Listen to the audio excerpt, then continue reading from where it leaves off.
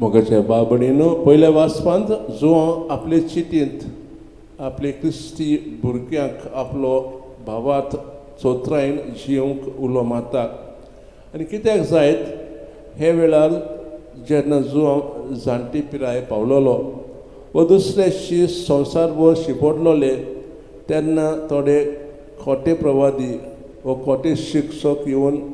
क्रिस्तांव उर्दी आनी फुडकिरी क्रिस्ताची शिकवण शिंबरायतालेत देखून जुवान तांकां समाधान रावंक सांगता हें स्वता जुवां शुभ वर्तमानांत आमचे मुखार दवरता आनी जुवां एके भाशेन जेजूची आरंभाची खबर आमकां सांगता तो अशें म्हणटा जेजू देवाचो शब्द